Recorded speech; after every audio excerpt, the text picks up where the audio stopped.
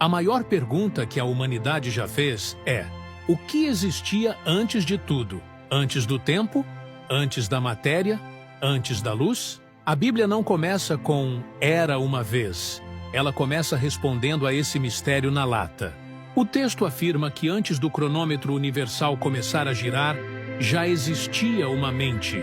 Não o nada, mas alguém, uma inteligência eterna e incriada, que decidiu que o silêncio absoluto não seria a palavra final.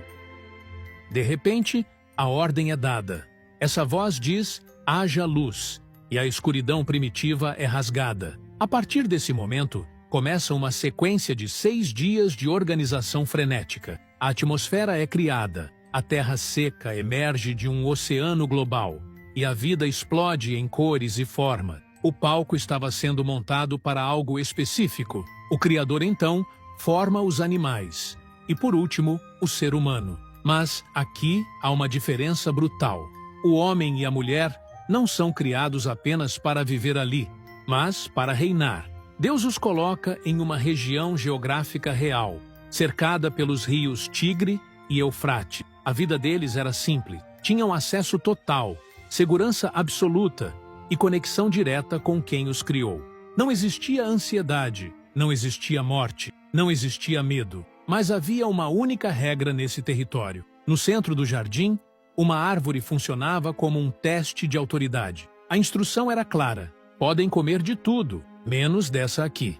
Não era sobre a fruta, era sobre a hierarquia. Se comessem, estariam declarando independência, dizendo que sabiam governar melhor que o próprio Criador.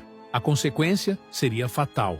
A morte entraria na história. Tudo parecia sob controle. Mas na borda desse paraíso, uma criatura astuta observava, sabendo que a melhor forma de destruir aquele reino não era com uma guerra, mas com uma dúvida. E é exatamente isso que vamos desenrolar agora. Neste vídeo, você vai descobrir as respostas para as perguntas que todo mundo faz, mas poucos entendem. O que realmente existia antes do mundo começar?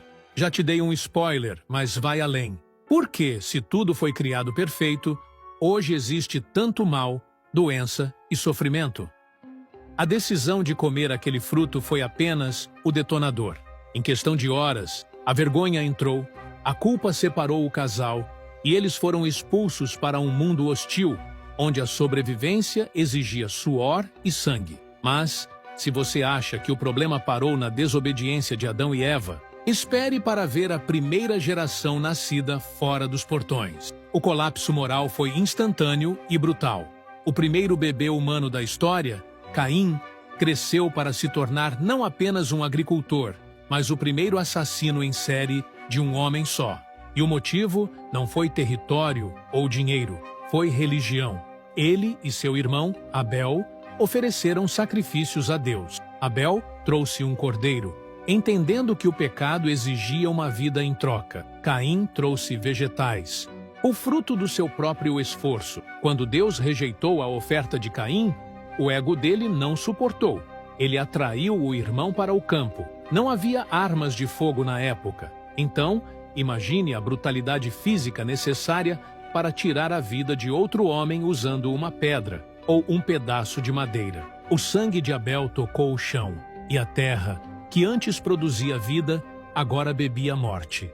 Caim foi marcado e exilado, mas aqui acontece algo que a maioria das pessoas ignora.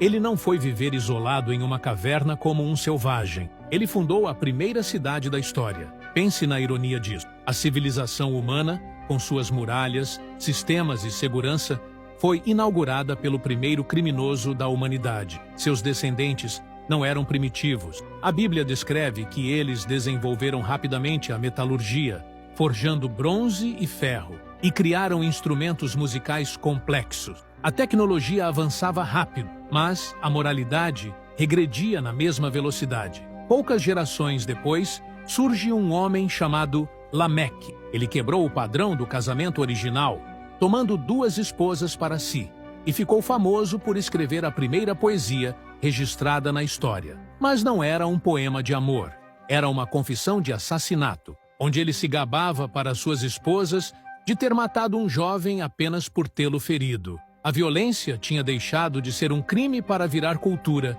celebrada e musicada. O mundo estava cheio de cidades fortificadas, ferramentas de ferro e arte, mas estava absolutamente podre por dentro. A humanidade tinha se tornado uma máquina de guerra eficiente, e o Criador olhava para baixo, vendo que a única solução possível seria um reset total do sistema.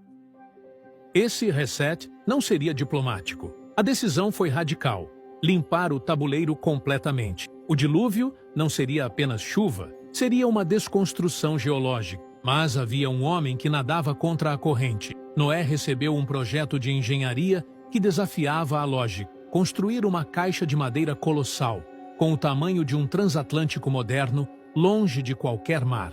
Durante décadas, ele e seus filhos cortaram árvores e montaram essa estrutura, enquanto a sociedade ao redor continuava brutal e indiferente. Então, os animais começaram a chegar, guiados por instinto, e a porta maciça da arca foi fechada por fora.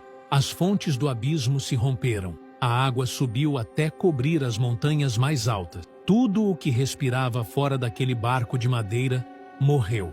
Quando a água baixou meses depois, a família de Noé saiu para um mundo silencioso e vazio. Era um recomeço. Deus fez uma aliança, colocando um arco-íris no céu como assinatura de que nunca mais destruiria o mundo com água. Mas o coração humano não tinha mudado. Séculos se passaram, a população cresceu e migrou para uma planície chamada Sinear. Em vez de se espalharem e povoarem a terra como Deus havia mandado, eles decidiram se aglomerar. Descobriram uma nova tecnologia, tijolos queimados e betume. Com isso, podiam construir mais alto e mais forte do que com pedras soltas. Eles disseram: vamos construir uma cidade e uma torre que toque nos céus, para fazermos um nome para nós mesmos. Era o orgulho humano tentando novamente ocupar o lugar divino. Agora, com engenharia avançada, Deus desceu para ver a construção.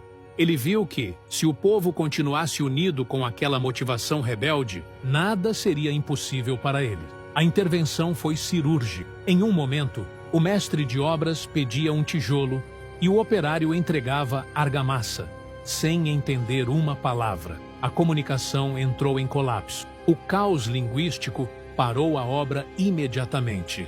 As pessoas se agruparam por idioma e se espalharam pelo mundo, abandonando a torre incompleta como um monumento ao fracasso da arrogância humana. As nações nasceram ali, divididas e confusas. Mas o plano de resgate não parou. Deus agora mudaria a estratégia. Em vez de lidar com toda a humanidade de uma vez, ele escolheria um único homem, um idoso vivendo no meio da idolatria, para começar uma nação exclusiva. Se você fosse começar uma nação do zero para salvar o mundo, provavelmente escolheria um general jovem ou um rei poderoso com exércitos prontos. A estratégia divina foi o oposto exato. O escolhido foi um homem de 75 anos, casado com uma mulher estéril, vivendo no conforto da antiga cidade de Ur, onde a lua era adorada como Deus. O nome dele era Abrão. A proposta que ele recebeu desafiava qualquer lógica de sobrevivência. Abandone sua terra, sua herança e a segurança do clã de seu pai para caminhar em direção a um lugar desconhecido. A promessa era que, através dele, todas as famílias da terra seriam abençoadas. Ele aceitou o risco. Trocou casas de tijolos por tendas no deserto de Canaã, tornando-se um nômade vulnerável em uma terra cheia de tribos hostis. Mas havia um problema biológico gritante. A promessa dizia que seus descendentes seriam incontáveis como as estrelas no céu noturno, mas a realidade mostrava uma tenda vazia. O tempo passou, a pele enrugou e a esperança virou desespero. Sara, sua esposa, cansada de esperar, sugeriu uma solução humana para um problema divino: usar sua serva egípcia para gerar um herdeiro. O resultado foi o nascimento de Ismael, trazendo conflito doméstico e rivalidade, não a paz prometida. Foi só quando Abrão tinha 99 anos e qualquer chance natural já tinha desaparecido que o milagre aconteceu. Isaque nasceu, o filho do riso. Mas a narrativa sofre uma guinada aterrorizante logo depois. A mesma voz que prometeu o menino agora pedia que ele fosse devolvido em um altar de sacrifício. Pai e filho subiram o Monte Moriá. A lenha foi arrumada, o garoto amarrado e a faca levantada. No último segundo, a mão de Abrão foi segurada. Deus proveu um carneiro preso nos arbustos para morrer no lugar do menino. A mensagem para aquela cultura antiga foi um choque. Esse Deus não queria sangue humano. Ele proveria o substituto. A tocha foi passada para Isaque e depois para seu filho, Jacó. Um homem complicado que passou a vida enganando pessoas até ter um encontro físico com Deus e ter seu nome mudado para Israel. Jacó teve 12 filhos, homens brutos que formariam a base da futura nação. Mas o ambiente familiar era tóxico. O filho favorito, José, recebia tratamento especial e túnicas coloridas, enquanto os irmãos mais velhos acumulavam um ódio silencioso. Eles olharam para o garoto sonhador no meio do pasto e decidiram que não bastava ignorá-lo. Ele precisava desaparecer do mapa, nem que para isso tivessem que vender o próprio sangue como mercadoria barata para mercadores estrangeiros. José chegou ao Egito como uma mercadoria, acorrentado e sem valor, mas a habilidade de interpretar sonhos o tirou de uma cela imunda e o colocou direto no trono, logo abaixo do faraó. Ele gerenciou uma crise de fome global com tanta competência que o Egito se tornou o cofre de alimentos do mundo antigo. Quando seus irmãos apareceram pedindo comida, a vingança estava pronta na mesa, mas José escolheu a reconciliação. Ele entendeu que aquela traição familiar foi a ferramenta usada para salvar vidas. A família inteira migrou para o delta do Nilo, protegida e alimentada. A história avança rápido 400 anos, e o cenário muda drasticamente. O novo imperador não conhecia José, e não via aquele povo crescendo como aliados, mas como uma ameaça interna. A solução política foi brutal: escravidão em massa. Os descendentes de Abraão, que tinham promessas de reinar, agora passavam os dias amassando barro e palha sob o sol escaldante, com chicotes estalando nas costas. O clamor deles subiu, e a resposta veio na forma de um fugitivo gago de 80 anos chamado Moisés. Ele voltou do deserto com um pedaço de madeira na mão e uma ordem absurda para o homem mais poderoso da terra: deixe meu povo ir. Faraó riu. Para ele, o Deus dos escravos não existia. A resposta divina foi um ataque sistemático à teologia egípcia. 10 pragas atingiram o país, cada uma humilhando um deus específico do panteão local. O Nilo, fonte de vida, virou sangue. O sol, adorado como Ra, foi apagado por uma escuridão densa. Na última noite, a morte passaria por todas as casas, e a única proteção era o sangue de um cordeiro pintado na madeira da porta. Foi a primeira Páscoa, um sinal de que o juízo podia ser desviado por um substituto inocente. Se você acredita que Deus pode abrir caminhos onde só existem muralhas, comente agora: o meu Deus abre o mar. Eles saíram, mas Faraó mudou de ideia. 600 carros de guerra, a tecnologia militar de ponta da época, perseguiram os ex-escravos até a beira do Mar Vermelho. Era um beco sem saída. Água na frente, espadas atrás. A lógica dizia que o massacre era certo. Foi quando o vento soprou e o impossível aconteceu. O mar se rasgou ao meio, formando paredes líquidas. O povo atravessou a pé enxuto, e quando o exército egípcio tentou seguir, as águas colapsaram, afogando a maior força militar do mundo. Eles estavam livres, mas agora tinham outro problema. Eram uma multidão de milhões no meio de um deserto hostil, sem leis, sem governo e prestes a descobrir que a liberdade exige regras rígidas para não virar caos. Sair do Egito foi a parte fácil. O pesadelo foi tirar o Egito de dentro das pessoas. A multidão acampou na base de uma montanha de granito chamada Sinai, onde o céu escureceu e trovões fizeram o chão tremer. Não era uma reunião religiosa pacífica, era um encontro aterrorizante com a santidade absoluta. Ali, eles receberam os 10 mandamentos, não como uma lista burocrática de restrições, mas como um espelho moral.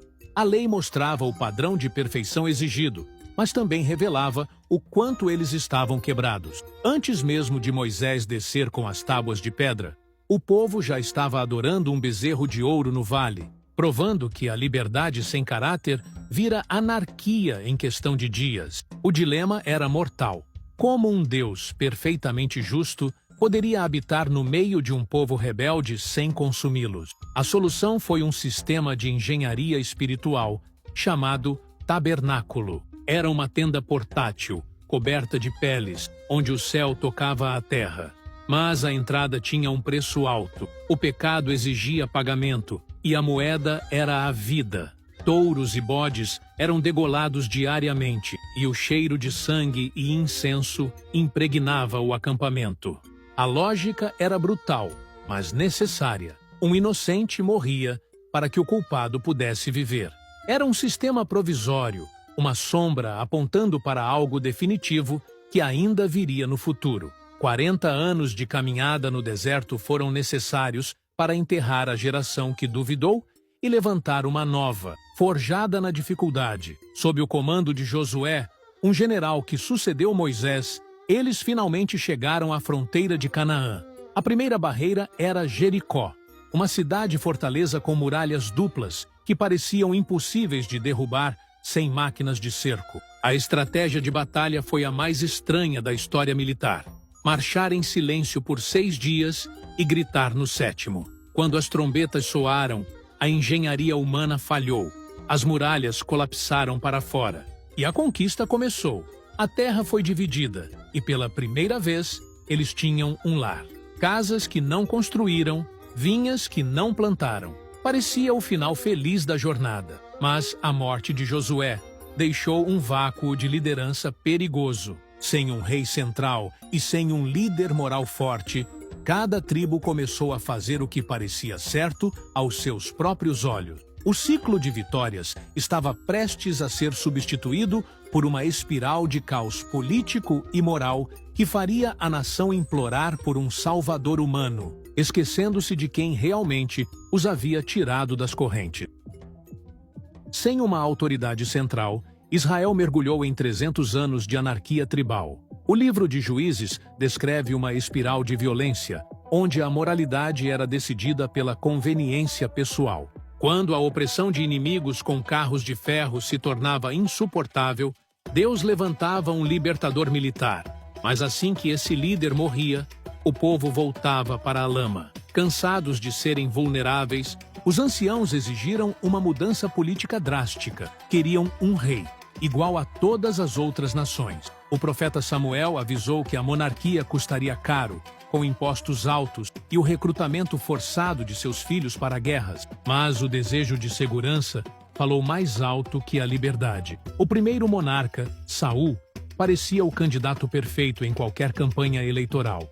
Alto, forte e carismático. Mas a coroa revelou um interior inseguro e paranoico. A rejeição dele abriu espaço para um pastor de ovelhas ruivo que ninguém levaria a sério em um campo de batalha. Davi não conquistou o trono apenas matando um gigante filisteu com uma funda. Ele unificou as tribos e transformou Jerusalém em uma capital fortificada. Foi para ele que Deus fez uma promessa dinástica que desafiava o tempo. Um descendente seu ocuparia o trono para sempre. Não era sobre política momentânea, mas sobre uma linhagem eterna que começava ali. O filho de Davi, Salomão, levou a nação ao auge econômico e cultural.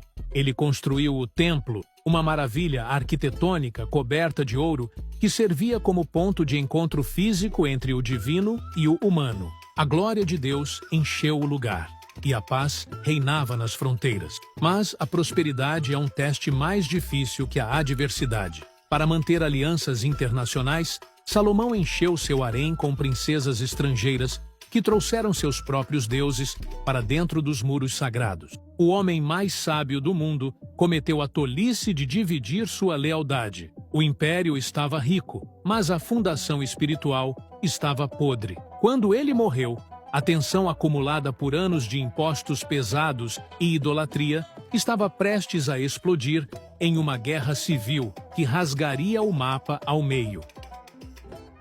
A decisão que partiu a nação ao meio não foi tomada em um campo de batalha, mas em uma reunião de conselho. O herdeiro de Salomão, Roboão, recebeu um ultimato dos trabalhadores cansados: diminuir a carga brutal de impostos ou enfrentar uma greve geral.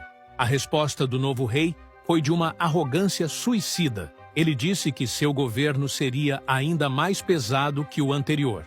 O resultado foi imediato. 10 tribos do norte declararam independência instantânea, formando o Reino de Israel, enquanto apenas 2 tribos do sul permaneceram leais a Jerusalém, formando o Reino de Judá.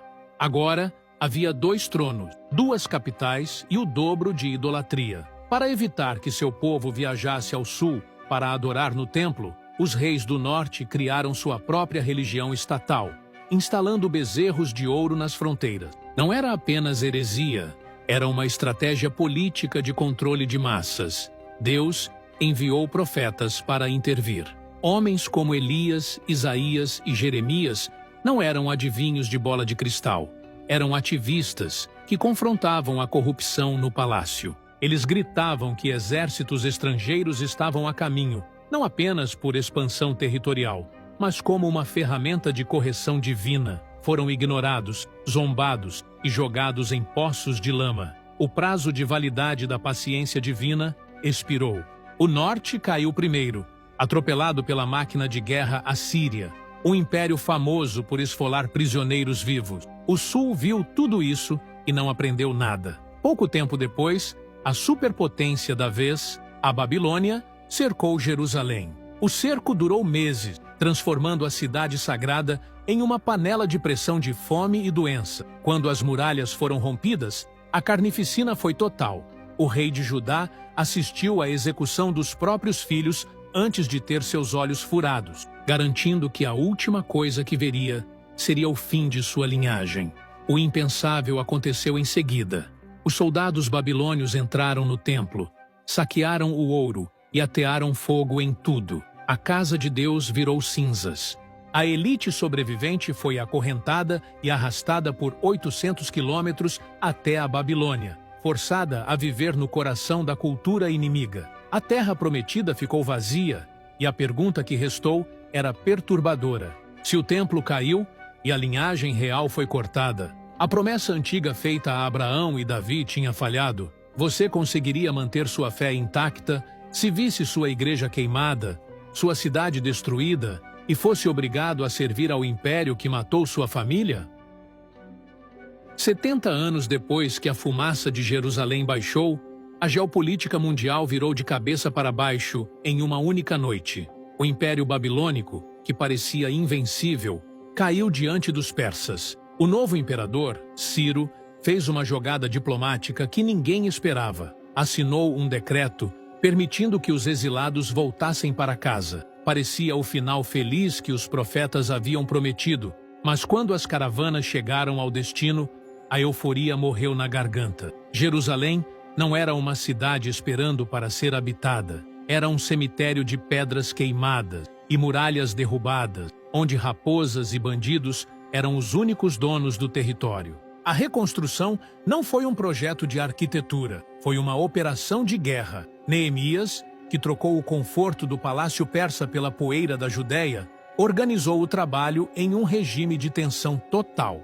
Os pedreiros trabalhavam com uma espátula em uma mão e uma espada curta na outra, dormindo vestidos com suas armaduras, porque as tribos vizinhas ameaçavam atacar a qualquer momento. O templo finalmente foi reerguido, mas a decepção foi esmagadora.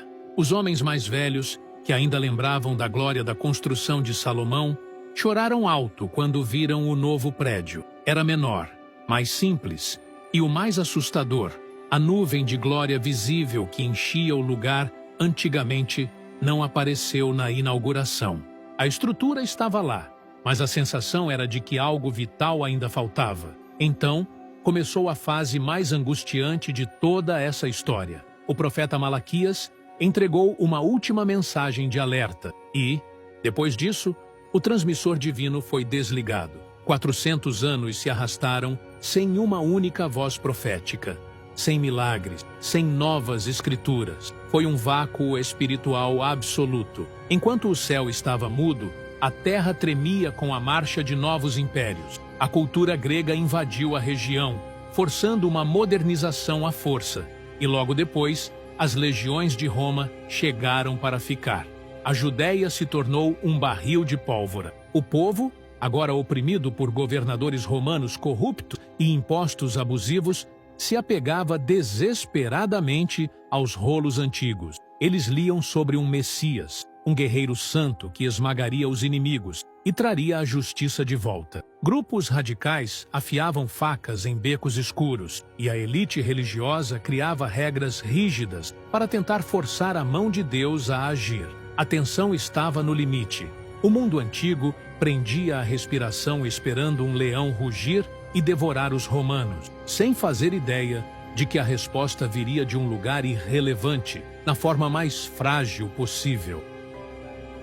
A expectativa era de um general montado em um cavalo branco, alguém que quebrasse os dentes de Roma com uma espada de ferro. Mas a resposta divina à tensão de 400 anos foi desconcertante. O libertador não nasceu em um palácio fortificado, mas em um abrigo de animais, nos fundos de uma hospedaria lotada, em uma vila insignificante chamada Belém. Cresceu como um trabalhador braçal, cheirando a serragem e suor, em uma região que a elite religiosa considerava atrasada. Quando esse carpinteiro, Jesus, largou as ferramentas aos 30 anos para começar seu movimento, ele não recrutou soldados. Chamou pescadores rudes e cobradores de impostos odiados para formarem seu gabinete oficial. O discurso dele era um choque cultural absoluto. Enquanto os zelotes queriam degolar os romanos, ele ordenava amar os inimigos. Enquanto os fariseus mediam santidade por regras externas de lavagem de mãos, ele dizia que o problema real estava na intenção do coração. Mas não eram apenas palavras bonitas. Ele tinha autoridade sobre a matéria. Cegos enxergavam, tempestades paravam com uma frase, e funerais eram cancelados porque o morto se levantava do caixão. A popularidade explodiu, mas o perigo também. Para o Sinédrio, o Tribunal Supremo Religioso, ele não era um salvador. Era uma ameaça política que desestabilizaria a frágil paz com o império. A conspiração foi rápida e suja. Um de seus amigos próximos vendeu a localização dele pelo preço de um escravo. Jesus foi preso à noite, julgado em um processo ilegal, cheio de falsas testemunhas, e entregue ao governador romano, Pilato. O império não encontrou crime nele, mas cedeu à pressão da multidão. A execução foi brutal. Ele foi açoitado até a carne rasgar e pregado em uma cruz, a punição reservada para terroristas e escravos rebeldes. Ali, suspenso entre o céu e a terra, aconteceu o evento central de toda a narrativa bíblica. O céu escureceu ao meio-dia. Enquanto o sangue escorria, ele não pediu vingança, pediu perdão.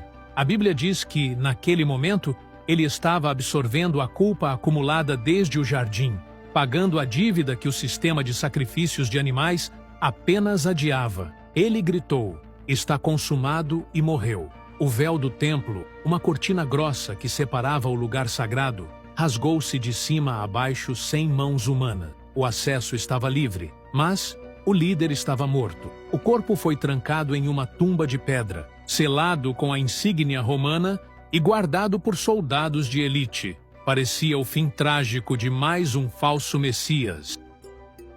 Se a história terminasse no sepultamento, o cristianismo teria morrido na mesma semana. Movimentos messiânicos da época sempre acabavam quando o líder era executado. Os seguidores se dispersavam para não serem os próximos na cruz. Mas 3 dias depois, algo aconteceu que a inteligência romana não conseguiu explicar. O selo imperial estava quebrado, a pedra de 2 toneladas havia rolado e o corpo tinha desaparecido. Os guardas estavam aterrorizados. Logo em seguida, o impossível foi relatado. O carpinteiro executado estava andando por Jerusalém, comendo com amigos e exibindo as marcas dos pregos nas mãos. Mas vivo e tangível, ele ficou 40 dias dando instruções finais. A missão agora não era tomar Jerusalém à força, mas invadir o mundo com uma notícia. Ele subiu aos céus, deixando um grupo de 120 pessoas em uma sala. aguardando a promessa final. Quando aconteceu, não foi discreto. Um som de vento furioso invadiu a casa e línguas de fogo pousaram sobre ele. Era o Espírito Santo, a própria presença de Deus, não mais restrita a um templo de pedra, mas habitando dentro de pessoas comuns. Aqueles pescadores medrosos se transformaram em oradores destemidos instantaneamente. Pedro, que dias antes negara conhecer Jesus para uma serva, agora acusava publicamente milhares de pessoas de terem matado o Messias. E em vez de serem presos, 3.000 se juntaram ao movimento em um único dia. A perseguição começou feroz. Estevão foi apedrejado em praça pública, mas o sangue dos mártires funcionou como combustível. Quanto mais tentavam esmagar o grupo, mais ele se espalhava para fora das fronteiras judaicas. O maior golpe de ironia divina aconteceu com Saulo, um caçador de cristãos que tinha autorização oficial para prender e matar.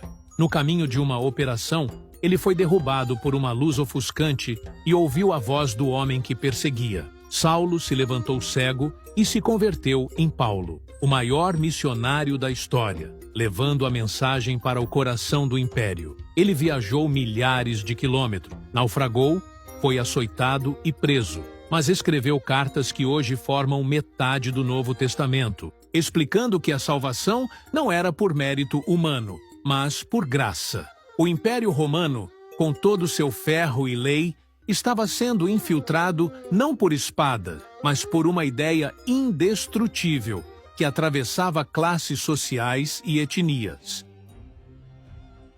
Décadas depois, todos os apóstolos originais haviam sido executados, exceto um. João, agora um idoso, estava exilado em Pátimo, uma ilha-prisão rochosa, no mar Egeu. O império parecia ter vencido e as igrejas estavam cansadas. Foi nessa solidão que ele recebeu a última peça do quebra-cabeça, uma visão panorâmica do desfecho da história humana, conhecida como Apocalipse. Não era um filme de terror para assustar, mas uma revelação de bastidores para mostrar quem realmente estava no controle. João viu o trono do universo, e ele não estava vazio nem ocupado por César. Ele viu o cordeiro que foi morto, agora de pé como um leão, abrindo os selos da história. A visão descrevia um período de tribulação intensa, onde o mal humano e espiritual atingiria seu ápice, personificado em um sistema global de governo e adoração forçada. Mas o clímax não seria uma negociação diplomática. O céu se abriria e aquele carpinteiro voltaria, não mais para ser julgado, mas para julgar. Ele viria para remover o mal definitivamente, lançando a antiga serpente e a morte no esquecimento eterno. A cena final da Bíblia é um retorno à simetria do início, mas melhorada. João viu uma nova Jerusalém descendo do céu, uma cidade onde a arquitetura reflete a glória de Deus. Não há mais templo, porque a presença divina está em todo lugar. Não há mais choro, nem dor, nem luto. O jardim do Éden é restaurado, mas agora é uma cidade-jardim, aberta e segura. A árvore da vida, bloqueada lá no começo por querubins e espadas, está disponível novamente no centro da praça. A história que começou com uma expulsão termina com um convite de boas-vindas. O plano de resgate, desenhado antes do tempo existir, foi concluído com sucesso total. A humanidade, lavada e restaurada, finalmente pode caminhar com seu Criador sem medo, completando o propósito para o qual foi desenhada desde o primeiro fôlego. Agora clique na tela para descobrir como Noé conseguiu sobreviver 370 dias dentro da arca durante o dilúvio. Isso eu não contei aqui. Clique no vídeo na tela e descubra esse segredo.